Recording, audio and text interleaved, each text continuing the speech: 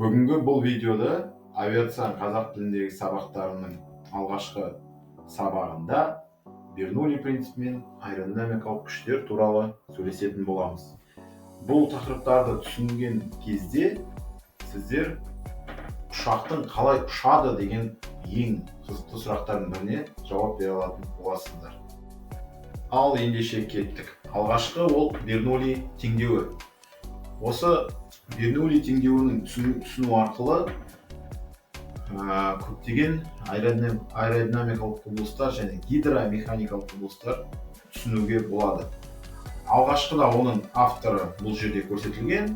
Осы Бернулли деген ғалым ең алғашқы рет 1738 жылы Страсбургта гидродинамика деген еңбегінде тұжырымдаған. Яғни бұл жерде біз сұйықтықтың жылдамдығын және сұйықтықтағы құбылыстарды түсіну арқылы Бернулли теңдеуін түсіне аламыз. Бұл жерде ең маңызды өлшемдердің бірі, яғни тығыздығы, жылдамдығы, қысымы және үдеу көрсеткіштері. Осы күштердің қысымның және потенциалды энергияның қосындысы тең, бұл бір-біріне тең болғанда әрқашан тұрақты болады. Әрине бұл идеалды газ үшін. Өмірде әрине басқаша. Бұл өмірдегі әртүрлі жағдайларын келесі осы жерде көре аламыз. Яғни теңдеудің сол жағындағы алғашқы екі мүшенің қосындысы сұйықтықтың бірлік масса қатысты потенциалдық энергиясына тең. Яғни ол үшінші мүшесі сұйықтықтың кинетикалық энергиясына тең болып табылады. Яғни сұйықтықтағы әртүрлі сипаттамалық белгілерді, тығыздықты және ыдыстың диаметрі, биіктігін және тығыздық, әртүрлі жылдамдық секілді көрсеткіштердің негізгі көрсеткіші ол екі энергияның бар тоғысады. Ол потенциалдық және сұйықтықтың кинетикалық энергиясы. Яғни демек тұтас алғанда бұл теңдеу қозғалыста сұйық ағыны үшін механикалық энергияның сақталу заңын өрнектейді және сипаттайды. Және тығыздық, қысым және қозғалыстағы биіктік, ыдыстың ортаның биіктігі негізгі тәуелділікті белгілейді. Бұны осындай бұл экрандағы Бернуллидің теңдеуінің осындай түрін көруге болады. Бұл жерде бұның барлығы бар, және биіктік, қысым және ауаның жылдамдығы сияқты көрсеткіштер көрсетілген. Яғни бұл жерде нені түйе аламыз? Бернулли теңдеуі арқылы жылдамдық пен қысым және ауа және сұйықтықтың тығыздығын арасындағы арақатынасты түсінуге болады. Яғни ол дегеніміз жылдамдық жоғары болған сайын қысым да жоғары болады. Тура пропорционал. Ал жылдамдық жай болған кезде ол кері пропорционал, яғни қысым да төмендейді. Осы байланысты ұмытпаңыздар. Қазір оның маңызды алда түсінесіздер. Яғни Бернулли принципі бойынша сұйықтық немесе газ ағынының жылдамдығы артқан жерде қысым азаяды. Керісінше, жылдамдық төмендеген жерде қысым көбейеді. Бұны ең маңызды принциптердің бірі болып табылады. Бұл жерде екі ауа ағынын көре аласыздар және осындай трубадан өткен кезде оның қысымы, жылдамдығы және өзгеретін болады. Бұл жаңағы принциптің негізгі мысалдарының бірі. Және де бұл принцип энергия сақталу заңында негізделеді. Яғни идеал сұйықтықтағы ағын сызығы бойында үш түрлі энергияның қысымдық, потенциалдық, кинетикалық энергияның қорытындысы әрқашан тұрақты болады деген сөз. Ол нені айта аламыз? Яғни бір энергияның үшеуінің қосындысы тең болса, яғни бір энергия артқан кезде басқа энергия төмендейді. Яғни және де әртүрлі көрсеткіштер өзгерген кезде потенциалдық кинетикалық немесе қысымдық энергиялар құбылып тұрады. Бірақ олардың қорытындысы әрқашанда қосындысы тең болады. Бернулли принципі ұшақ қанатының көтерілу күші сияқты аэродинамикалық күштердің негізінде жатыр. Бұл дегеніміз Бернулли теңдеуін түсіну арқылы және оның көрсеткіштерін түсіну арқылы біз көптеген аэродинамикалық күштердің қалай пайда болатынын, қалай әсер ететінін түсіне аламыз. Яғни әртүрлі табиғатта құбылыстардың негізін тұрақты қыла тұра біз осындай формулаға келтіре аламыз.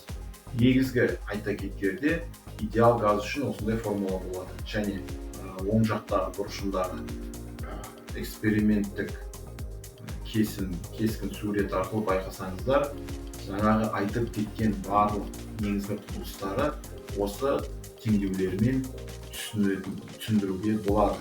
Оның барлығы аэродинамикалық күштер және әртүрлі құбылыстар деп аталуға болады. Аэродинамикалық күштер 4 ең қажетті бізге аэродинамикалық күш бар. Яғни оны әртүрлі физикалық заңдармен алдағы уақытта түсінетін боламыз. Бұл күштердің ең алғашқысы әрине ол көтерілу күші. Және жаңағыда айтып кеткендей, ол Бернулли теңдеуі арқылы түсіндіріледі.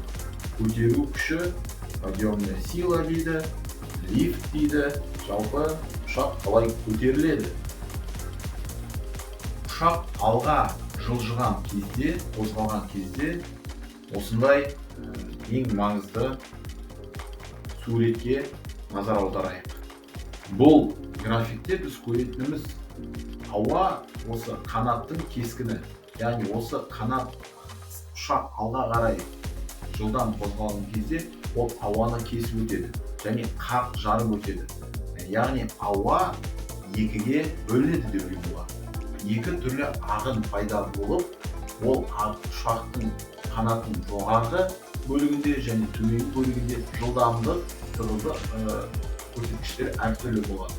Жаңа Бернулли теңдеуінде айтқан тәрізді, бұл жерде жоғарғы бөлігінде қысым төмен болады, себебі жылдамдық жоғары, яғни және астыңғы бөлігінде қысым жоғары болғандықтан екі түрлі қысым пайда болады, астында және үстінде қанат.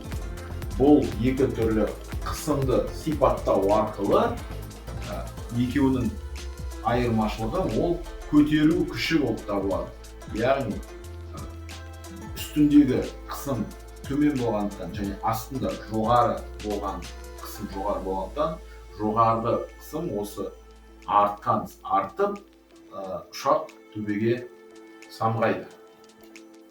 Бұл жерде сіздер шағаланың қанаты мен ұшақтың қанатының ұқсастығын көре аласыздар. Екі жақтағы осы көтеру күшін ауа қысымының айырмашылығы көтеру күшін тудырады. Бұл тағы да жаңа ауаның әртүрлі бөлшектері, молекулалары ағынның жылдамдығы үстінде төмендегіден жоғары болса және қысым төменнен жоғары қарағанда үлкен болғанда көтеру күші пайда болады. Бұл жерде ауа ағыны, яғни қанат ауа ағынын осылай кесіп өтеді. Алдында түсіндіргендей осы бірер сәт бұрын бұл жерде ауаның жоғарғы қанаттың жоғары бөлігінің қысымның аздау екенін және астыңғы бөлігі жоғары екенін жалпы түсінуге болады. Осының айырмашылығы көтеру күші деп айта аламыз. Келесі итергіш күш, яғни қозғалтқыштар немесе винттердің арқылы пайда болатын ұшақты алға жылжытатын күштерді осылай айтамыз. Қозғалтқыштар ұшақты алға итереді және қажетті алға бағытталған қозғалыс береді. Яғни жаңа айтқандай қанат ауадан қозғалу үшін оны қозғалтқыштар өзінен келесі видеода түсіндіретін боламын. Өзінен ауа ағынын өткізіп, ыстық газдарды шығарып, ұшақты алға қарай жылжытады. Тежегіш күш. Ауа кедергісі ол итергіш күшке қарсы жұмыс жасайды. Яғни ауаның әрбір бөлшегі молекуласы қанаттың, ұшақтың үстінен түсіп, оған қарсы әсер етеді. Ауаның кедергісі деуге болады. Ол осындай әрекеттер арқылы табиғатта түсінуге болады. Келесі ол әрине салмақ. Әрбір ұшақтың өзінің салмағы болады және жердің тартылыс күші арқылы ол төменге қарай ұмтылады немесе құлайды. Осыны салмақ деп айтады. Осы төрт күшті басқару арқылы ұшақтар ұша алады. Яғни алға жылжытатын қозғалтқыштар және қанаттың көтергіш күштері, аэродинамикалық күштер ұшақты ұшу мүмкіндігін береді. Яғни ауа қозғалысының қозғалыстың заңдарының түсіну арқылы осы төрт күш төрт жақтан әсер ету арқылы және оны басқару арқылы әртүрлі аэродинамикалық айлалармен оның ұшақтың қалай ұшатынын түсінуге болады. Осы видеоны қарағаныңызға көп рахмет. Бұл тақырыптардың әрбіреуіне алдағы уақытта көптеген видеолар түсіретін боламын, жасайтын боламын және қозғалтқыштар, авиациялық әртүрлі терминдер барлығын осы арнада жүктейтін боламын. Көп рахмет. Арнаға тіркеліңіздер, лайк басыңыздар. Бұл маған қосымша мотивация береді. Көп рахмет, сау болыңыздар.